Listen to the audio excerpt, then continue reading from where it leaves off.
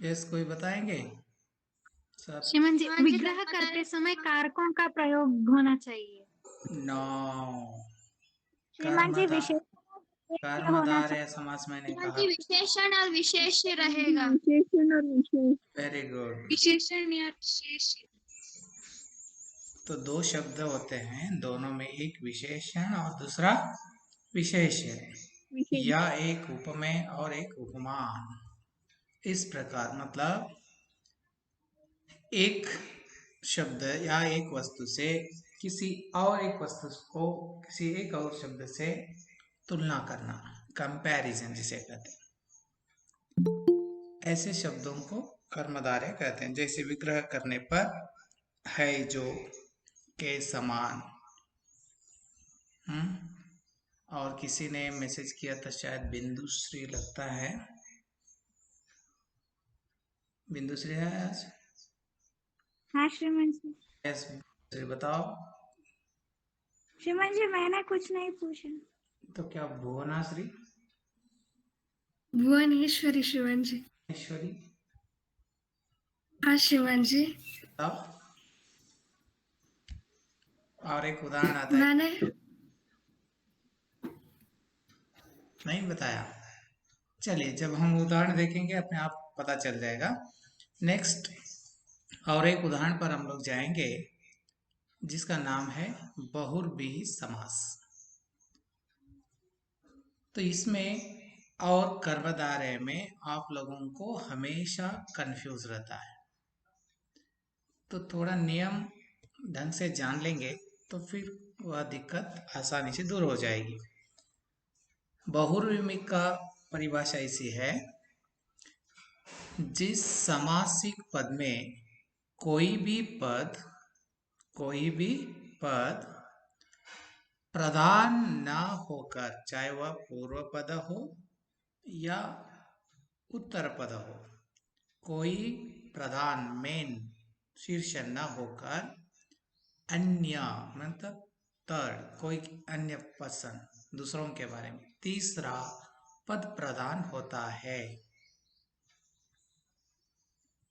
तो उसको हम लोग बहुब्रीहि समास कहेंगे। उदाहरण के लिए देखिए, पीतांबर।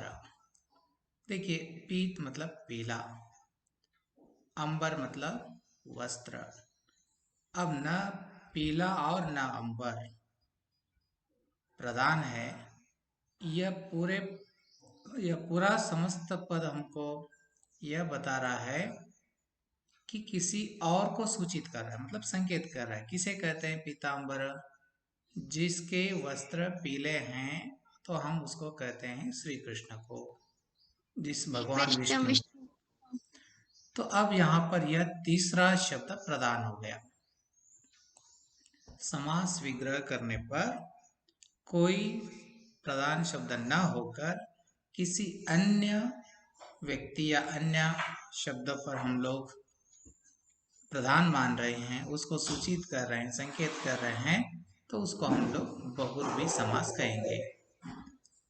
बहुब्रीहि और कर्मधारय में क्या अंतर है? देखिए, कर्मधारय में एक विशेषण होता है और दूसरा विशेष है, मतलब एक शब्द दूसरे शब्द से तुलना किया जाता है। यहाँ पर किसी की तुलना नहीं, तीसरे व्यक्ति को कोई अन्य शब्द। हाँ, या अन्य वस्तु को, अन्य व्यक्ति को हम लोग सूचित कर रहे हैं। यही अंतर है बहुब्रीहि और कर्मधारय में। तो और उसके उदाहरण देखिए, इतने सारे हैं। वीणा पाणी। वीणा है पाणी, हाथ में, मतलब जिसके हाथ में, पाणी मतलब हाथ, जिसके हाथ में वीणा है, तो किसके हाथ में वीणा है? सरस्वती। और नारद, नारायण, नारायण जी से करने वाले। इस प्रकार अन्य पुरुष मतलब अन्य व्यक्ति, अन्य शब्दों पर हम लोग संकेत किए। नेक्स्ट, नीलकंठ। यह भी किसी को सूचित करता है। नीला है कंठ जिसका। देखिए, नीला है कंठ जिसका, नीला और कंठ हम किसी अन्य से तुलना कर रहे हैं। किससे? जिसके कंठ नीले हैं उसको हम लोग शिव को कहते हैं। और दशानना कहते ही आपको पता होना चाहिए 10 है आनन जिसके रावण। रावण। जिसके आनन जिसकी भुजाएं 10 हो उसको सूचित किए वह है रावण। त्रिलोचन, त्रिलोचन 3 है लोचन जिसके, त्रिनेत्र भी इसको कहते हैं, त्रिलोचन त्रिनेत्र दोनों एक ही है। 3 है लोचन जिसके, 3 है नेत्र जिसके, किसके 3 मुक्कर्ण यारिगे शिव। शिव को। शिव। यस। नेक्स्ट चक्रपाणी जिसके हाथ में है चक्र, चक्र है पानी में जिसके, कौन? विष्णु। नारायण। यस। चंद्रशेखरा, चंद्र है शिखर पर जिसके, शिवा। शिव। चंद्रशेखर अंदर शिवा। नेक्स्ट चतुर्भुजा, 4 भुजा हैं जिसके, ब्रह्मा। यस। अब जैसे हमने यहाँ पर त्रिलोचना, चतुर्भुज ये और दशानना, ये 3 शब्द कभी कभी आपको और कंफ्यूज कर देते हैं। क्यों? द्विगु समास। Yes yes yes. तो पूरे शब्द को यहाँ पर आप लोग विग्रह करने पर यहाँ पर किसी हम संख्यावाचक नहीं बता रहे हैं, किसी विष्णु। संख्या से मतलब नहीं है, हम किसी अन्य पुरुष को आप जब विग्रह करेंगे इस प्रकार 10 है आनंद जिसके और ब्रैकेट में रावण लिख दिया तो बिना सोचे समझे आप सीधे सीधे क्या लिख सकते हैं, बहुरूपी। अब इसी को कभी कभी नहीं 100% ये बहुरूपी है, कभी कभी आप लोग ऐसे भी करते हैं, मतलब कंफ्यूज करने के लिए कभी कभी आप लोगों को ऐसे उदाहरण देते हैं। 10 आनन, 10 आनन का समूह, 10 आनन का समूह ऐसे विग्रह कर दिया तो यहाँ पर किसी अन्य व्यक्ति को नहीं बता रहे, हम 10 आनंद को एक समूह के रूप में बता रहे हैं। तो यहाँ पर क्या हो गया, द्विगु समास। उसी प्रकार चौराहा, 4 राहों का समाहार, 4 राहों का समूह, तो यहाँ पर 4 संख्यावाचक है, राहों के समूह को बता रहे हैं, रास्ते के समूह को, तो ये सभी किस में आ जाएंगे, द्विगु समास में। तो धीरे धीरे आगे देखेंगे। देखिए कर्मधारय और बहुव्रीहि समास में अंतर क्या है, जैसे कि अभी हमने पहले आपको पहले ही बता दिया, फिर से आप यहाँ पर देख सकते हैं उदाहरण किस प्रकार से लिखने से और समास कैसे बदल जाता है। पीतांबर जिसको हमने अभी अभी पढ़ा, किसमें पढ़ा, श्री कृष्ण के बारे में बहुव्रीहि में पढ़ा। अब कभी कभी पीला वस्त्र को अंबर से, मतलब इस अंबर की विशेषता बताने वाले शब्द पीला, तो यहाँ पर पीला है जो अंबर, पीला है जो अंबर, इतना ही आप विग्रह किए तो इसको आप क्या करेंगे, कर्मधारय में। क्यों? यस, क्यों? क्योंकि यह पीला रंग अंबर की विशेषता बता रहा है। और यहाँ पर जब विग्रह करेंगे तो किसी अन्य तीसरे पर्सन या तीसरे व्यक्ति के बारे में जानकारी नहीं मिलती है, तो यह कर्मधारय है। और वही उदाहरण बहुव्रीहि में देखिए, पीत है अंबर जिसका, हाँ जिसका, तो ना हम पीत और अंबर को बता रहे हैं, जिसका मतलब किसी अन्य व्यक्ति को बता रहे हैं, तो वह क्या होगा, बहुव्रीहि समास। इतना ही फर्क है। और एक उदाहरण से 2-3 उदाहरण है, देख लीजिए। महादेव, महान है जो देव, कर्मधारय। महान है जो देवता, कौन, शिव शंकर, बहुव्रीहि। महात्मा, महान है जो आत्मा, तो आत्मा को हमने महान बनाया, विशेषण बनाई, तो यह कर्मधारय हो गया। यही महान है आत्मा जिसकी, किसकी? ऋषि मुनियों की, ऋषि की, संतों की। तो उसको हम लोग किस में डालेंगे? तीसरे पर्सन को। जिसकी कहा, जिसका कहा, तो हम किसी अन्य को सूचित कर रहे हैं, तो इसमें क्या हो गया? बहुव्रीहि। नीलकंठ, देखिए नीलकंठ, नीला है जो कंठ, मतलब कंठ की विशेषण बता रहे हैं हम लोग नीला से, तो यह कर्मधारय हो गए। जब यही नीलकंठ को हम तीसरे व्यक्ति के बारे में, तीसरे के बारे में सूचित करेंगे तो ऐसे लिखते हैं, नीला है कंठ जिसका, किसका? देखिए जब हम विग्रह करेंगे जिसका या जिसकी, मतलब किसका प्रश्न पूछने पर किसी अन्य व्यक्ति को सूचित करने का भाव हो या बोध हो, तो उसको बहुव्रीहि समास कहेंगे। शायद आप लोगों को कर्मधारय और बहुव्रीहि में कोई समस्या नहीं रहेगी। इस पर कुछ पूछना है या कुछ डाउट, संशय है तो पूछ सकते हैं। श्रीमान जी, यहाँ Yes. नील है कंठ जिसका है ना, क्या हम उसे नील है जिसका कंठ लिख सकते हैं क्या? हाँ, नीला है कंठ जिसका, ऐसे, या नीला कंठ है जिसका, तो भाव वही आना चाहिए कि तीसरे को आप बता रहे हैं। हाँ श्रीमान जी। नीला है जिसका कंठ। यस, क्यों नहीं? श्रीमान जी, कंठ जिसका नीला है। ना, हो सकता है, लेकिन ग्रामर व्याकरण के आधार पर पहले हम लोगों को हमेशा विशेषण शब्द को लेना चाहिए। व्याकरण के अनुसार कर्ता, कर्म, कर्ण, ये जो कर्ता, कर्म, ये सभी संज्ञा शब्दों के साथ साथ आएंगे।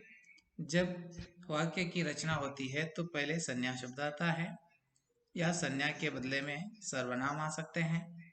नेक्स्ट जो भी आएगा कर्म के विभक्ति के चिन्ह आएंगे।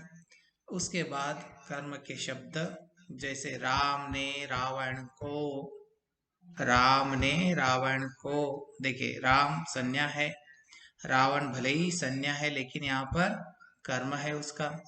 तो राम ने रावण को हथियार से मारा, हथियार या विशेषण है, मारा क्या है? क्रिया है। इस प्रकार कर्ता, कर्म, विशेषण, क्रिया विशेषण और क्रिया की रूपरेखा एक के बाद एक आनी चाहिए, तभी एक सार्थक वाक्य बनता है। और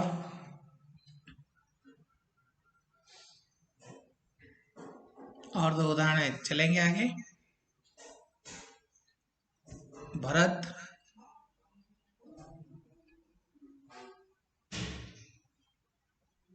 भरत चिंतन, चिराग, शाबाश, क्रिकेट टीम।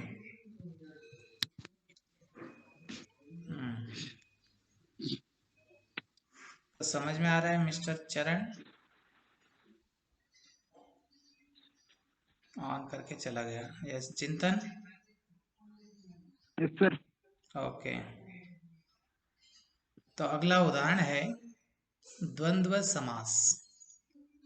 द्वंद्व समास एकदम सरल और आसान समास, कोई भी इसको आसानी से पहचान सकते हैं। द्वंद्व का नियम ऐसा है, जिस समास के शब्दों के दोनों पद क्या हो? प्रधान हो, मतलब कोई महान शीर्ष और कोई और अन्य प्रकार से नहीं, दोनों महान हो, मतलब प्रधान हो, उन्हें द्वंद्व समास कहते हैं। उदाहरण के लिए, जब इस दोनों प्रधान शब्दों को विग्रह करेंगे तो योजक चिन्ह द्वारा जोड़े जाते हैं। योजक चिन्ह कौन से होते हैं? जैसे और, अथवा या इन योजक चिन्हों से आप अलग अलग कर सकते हैं। जब उदाहरण भी देते हैं तभी यह योजक चिन्ह यहाँ पर लगी रहती है, कभी कभी नहीं लगती लेकिन अधिकतर जगह पर ऐसे लगी रहती है। तो इसका मतलब है जीवन मरण, जीवन भी महान है, मरण भी महान, जीवन और मरण। उसी प्रकार माता पिता, माता और पिता, भाई बहन, भाई और बहन, अन्न जल, अन्न और जल, सत्या सत्य, सत्य और असत्य, लाभ हानि, लाभ या हानि, लाभ अथवा हानि। इसको देखिए, या और अथवा कोई एक शब्द लिखकर उसको विग्रह करते हैं। गुण दोष, गुण या दोष, गुण और दोष। राजा रंग, राजा और रंग। इस प्रकार आप दोनों को क्या मानेंगे? प्रधान। विग्रह होने पर अथवा और या इन शब्दों की सहायता से उसको विग्रह करते हैं। आसान है ना यहाँ? हाँ श्रीमान जी। हाँ श्रीमान जी। और एक कहाँ गया हमारा द्विगु समास? यस, यहीं पर है, भूल गए थे। चौथा देखिए, यह भी बहुत आसान है लेकिन कभी कभी आप लोग कंफ्यूज हो जाते हैं। कहाँ पर? बहुरूपी में और द्विगु में। तो इसको थोड़ा ध्यान से सुनिए, बहुत ही आसान है। जिस समास का पहला पद क्या होना चाहिए? संख्यावाची विशेषण। जब समास का विग्रह करने पर पहला पद, पूर्व पद जिसे कहते हैं, वह संख्यावाचक होनी चाहिए। और समस्त पद समाहार यानी समूह का बोध करता है। जब हम उसको समस्त पद मतलब एक ही पद में जोड़ेंगे तो पूरे समूह को सूचित करता है। जैसे ऐसे शब्दों को, ऐसे उदाहरणों को हम लोग द्विगु समास कहेंगे। देखिए उदाहरण के लिए, 7 ऋषियों का समूह। कितने? 7 ऋषियों के समूह। यहाँ पर एक समूह है।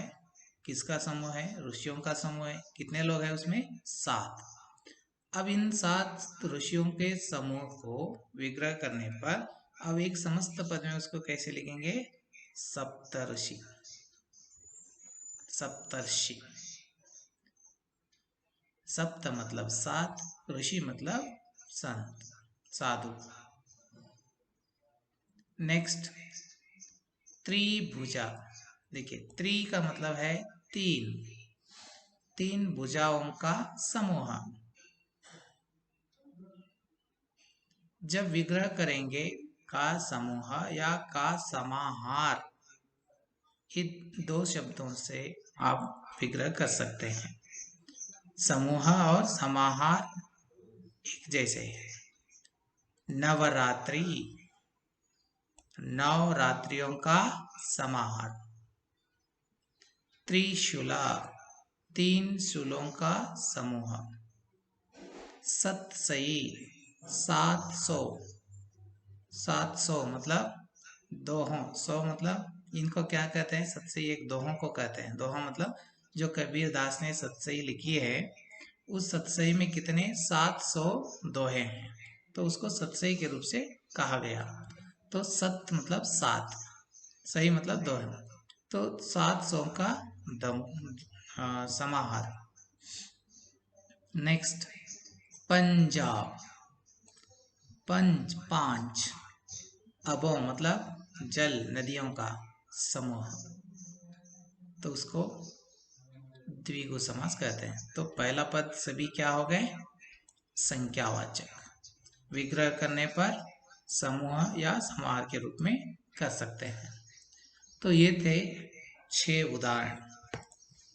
अव्ययभाव, तत्पुरुष, नेक्स्ट कर्मधारय, द्विगु, द्वंद्व और बहुर्वी। अब 6 उदाहरणों में त्रिनेत्र विच्छेदन। यस, अभी मैंने चर्चा किया था। त्रिनेत्र, 3 लोचन या नेत्र है जिसके, इस प्रकार मैंने विच्छेद मतलब विग्रह किया। तो 3 नेत्र है जिसके, किसके, मैं किसी अन्य पुरुष को बता रहा हूँ, अन्य को सूचित कर रहा हूँ, तो वह क्या हो गया, बहुव्रीहि।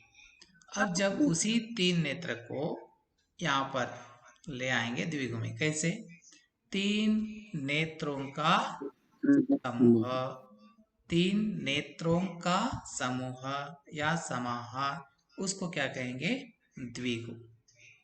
क्योंकि हम 3 संख्या को बता रहे हैं और समूह को सूचित कर रहे हैं, समूह के रूप में सूचित कर रहे हैं, तो इसमें द्विगु हो गया, संख्यावाचक है। भले ही वहां पर 3 संख्यावाचक पहला आया, लेकिन तीसरे पर्सन को, तीसरे व्यक्ति को हम सूचित कर रहे हैं, किसको, 3 नेत्र किसके हैं, शिव के, तो उसको हम लोग बहुरूपी कहेंगे। इतना ही अंतर है उसमें। ठीक है देवराज? हाँ ठीक है सर। यस। और श्रीमान जी, हाँ बताओ। श्रीमान जी, इकलौता द्विगु समास का एग्जांपल हो सकता है क्या श्रीमान जी? कौन सा? इकलौता। इकलौता, इकलौता। हाँ देखिए श्रीमान। यहाँ पर एक जो है वो तो संख्या हो गया, इकलौता जो एक ही है, एक ही का व्यक्तित्व का, एक ही का समूह, मतलब वो उसमें कोई समूह नहीं। तो जब समास में लेंगे तो समास पद नहीं है, फिर भी समास में लेंगे तो आप द्विगु समास में डाल सकते हैं, लेकिन वह समस्त पद का नहीं अर्थ दे रहा है। हाँ श्रीमान। अब इसी पर आप लोग बहुत ध्यान से सुनिए और देखते जाइए, इसमें जो भी दिक्कत आएगी उस पर हम लोग चर्चा करेंगे। विकल्प के प्रश्न ऐसे हैं। यस, फर्स्ट वन कोई बताएंगे? सोने का काम करने वाला। नहीं, पहले उदाहरण बताओ। स्वर्णकारा, स्वर्णकारा। और उसके विकल्प है सोने से काम करने वाला, सोने का काम करने वाला, सोने पर काम करने वाला, सोने के लिए काम करने वाला। कौन सा है? सोने का काम करने वाला। यस, बिल्कुल, स्वर्णकार उसे कहते हैं जो सोने का काम करता है। तो अब उसको किस में डालेंगे?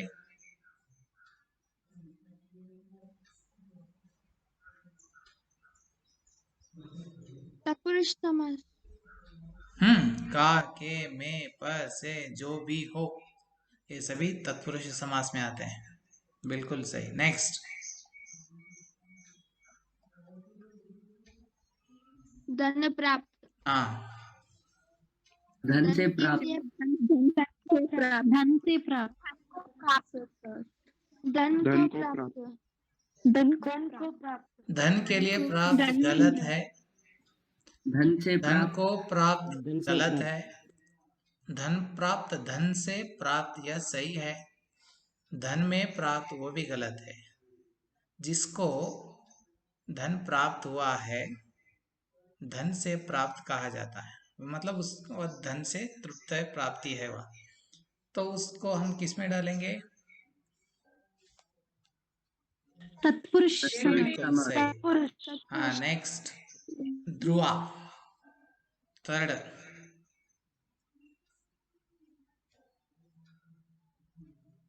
ಧ್ರುವ गायब। गगना, श्रीमान जी, ಹೇಳ ಮತ್ತೆ। देवदत्त देवदत्ता। बिल्कुल सही। और उदाहरण देखो, देव को दत्त, देव के लिए दत्त, देव के द्वारा दत्त, देव का दत्त। देव का दत्त। देव का दत्त श्रीमान। बिल्कुल सही। और वह भी किस में जाएगा? तत्पुरुष। ओके, हम सब तत्पुरुष की ही बातें कर रहे हैं, हम थोड़े अलग से लेंगे उदाहरण अभी।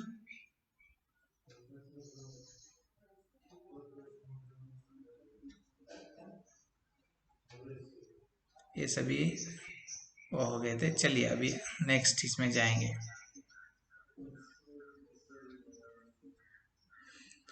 संगीत निपुण। संगीत में निपुण। बिल्कुल सही, वह भी उसी में चला गया। सभी वही उदाहरण आ रहे हैं। यस, नेक्स्ट यहाँ पर जाएंगे। नीलकंठ तो ऑलरेडी, हाँ यस, अभी एक ये भी वही। यस, हिमालय।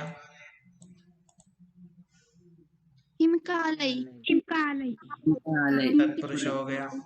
नेक्स्ट, महान। महात्मा, महान है।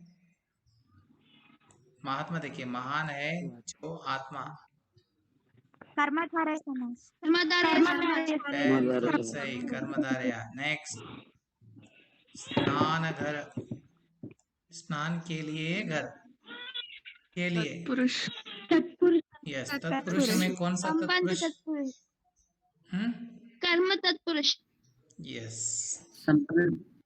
संबंध नहीं, का के की संबंध आता है, बस तत्पुरुष लिख सकते हैं। नेक्स्ट,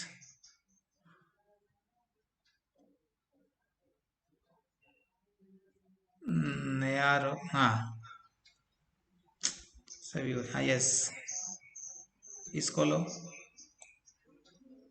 धूप की घड़ी। वो भी सेम, धूप की घड़ी। ज्यादातर तस्वीर। यस, चलो यहाँ पर लो। महादेवा, महान है जो देव। कर्मधारय। नेक्स्ट,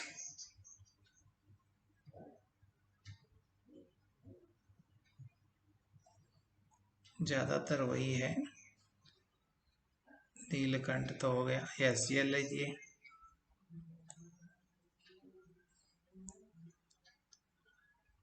अकाल से पीड़ित। तत्पुरुष। अकाल से पीड़ित। नेक्स्ट, स्वरचिता, समस्त का विग्रह है। समस्त का विग्रह है। स्वर से रचित। स्वर से रचित, स्वरचित। नौ, सुरचित। स्व से रचित, स्वयं, स्वरचित। स्व मतलब स्वयं। नेक्स्ट, निम्नलिखित में किस समस्त पद में कर्मधारय समास है? बताओ, इसमें चारों में कर्मधारय समास का उदाहरण कौन सा है? आप थोड़ा विचार करो। बेशक। कर्मधारय। बेशक। ग्रंथ रत्न। ग्रंथ रत्न। कैसे? विशेषण और विशेष्य दोनों है श्रीमान जी। ग्रंथ और रत्न। विग्रह करो। रत्न है जो ग्रंथ। पहला पद कौन सा आना चाहिए? ग्रंथ है जो रत्न। रत्न है जो ग्रंथ। ग्रंथ की विशेषता तो रत्न है जो ग्रंथ। बिल्कुल सही। शरणागत में कौन सा आएगा? शरण में आगत तत्पुरुष। बेशक, बिना शक के। यस, दैट इज अव्ययभाव। नर नारी, नर और नारी किस में आएगा? द्वंद्व समास। द्वंद्व समास में, बिल्कुल सही। नेक्स्ट, कायर है जो पुरुष, कायर है कायर जो पुरुष। पुरुष।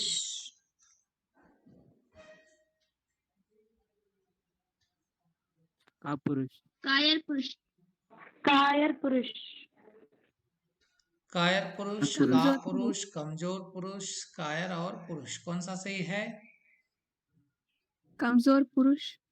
नो, कमजोर मतलब कायर पुरुष। कायर जो कोई काम करने में ढीला हो उसको कमजोर कहते हैं। कायर मतलब डर, डरपोक जिसे कहेंगे। कायर कायर पुरुष, का पुरुष नहीं होगा और कमजोर पुरुष नहीं होगा, कायर और पुरुष नहीं होगा, तो समस्त पद क्या है? कायर पुरुष। कौन सा समास होगा? कर्मधारय समास। बिल्कुल सही। नेक्स्ट, निम्नलिखित में से समस्त पद में कर्मधारय समास है। नीलकमल, नीलकमल। विद्यादान, नीलकमल। कालसर्प, कमल। नीलकमल। नीलकमल। नीलकमल नीला और है जो नीला कमल। है जो कमल। नीला है जो कमल। नीला नीला है, है जो कमल। बिल्कुल सही। नेक्स्ट, विद्याधन, विद्या से धन। नौ। ये तीनों विद्या के से तीनों, ये तीनों के तीनों उपर्युक्त सभी में उपयुक्त भी। कर्मधारय समास है। नीला है जो कमल, विद्या है जो धन, काला है जो सर्प। सर्प की काले से विशेषता, धन को विद्या की विशेषता, कमल को नील से विशेषता। तो विशेषण सभी में है और उसकी विशेषण बता रहे हैं। तो यह पूरे तीनों उदाहरण किसमें आ जाएंगे? कर्मधारय में। नेक्स्ट, अमृत धारा, विग्रह कीजिए। Very easy. अमृत की धारा। बिल्कुल सही। अमृत अमृत की धारा, अमृत की धारा। पुरुष समास। नेक्स्ट ऐसे ही जाएंगे, कई सारे उदाहरण हैं, फिर लेके जाऊंगा आप लोगों को। यहाँ पर भवरूपी सागर, देखिए एक नया प्रकार से समस्त पद बनाइए। भवरूपी सागर, भवसागर, कौन सा समास है? कर्मधारय। द्विगु समास। ಯಾರದು ಹೇಳಿದ್ದು? कर्मधारय समास। ओके, द्विगु ಹೇಳಿದವರು ಯಾರು? और किसने कहा? द्विगु में क्या नियम कहता है मिस्टर? पहला शब्द क्या होना चाहिए? संख्यावाचक। यहाँ पर संख्या कौन सी? भव है, तो रूपी के समान जो, ये सभी कर्मधारय के विग्रह के रूप है। तो भवसागर, भवरूपी सागर, कौन सा हो गया? कर्मधारय। कर्मधारय समास।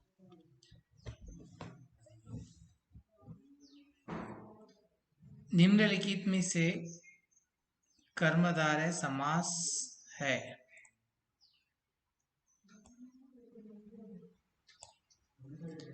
रसोई घर कौन सा है? रसोई के लिए घर, तत्पुरुषा। यज्ञशाला, यज्ञ की शाला। आजीवन, तत्पुरुष। जीवन पर्यंत, अव्ययभाव। नेक्स्ट, मृगनयन, मृगन रूपी नयन, मृगन जैसा, मृग जैसा नयन। तो ये कौन सा हो गया? कर्मधारय। ऐसे पहचाना है आप लोग। मृग नयन को मृग है जो नयन, वो गलत होगा। मृग नयन। हाँ, मृग है जो नयन, क्या ये गलत होगा? विस्तार रूप। न कैसे होगा? मृग है जो नयन, नयन के समान कैसे हो सकता है?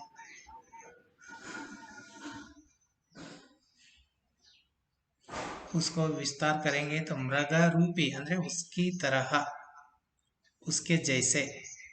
मृग रूपी नयन, दे उसकी आंखें मृग रूपी है, मतलब मृग नयन है, मतलब मृग के रूप में है। किसी की आंखें बहुत सुंदर होती हैं तो उसको कहेंगे उसकी आंखें मृग नयन है। तो इसका अर्थ क्या हुआ? मृग रूपी मतलब मृग के जैसे उसकी नयन है। सहजान समझ गया? क्या हुआ सहजान? कुछ नहीं सर। ओके। तो ये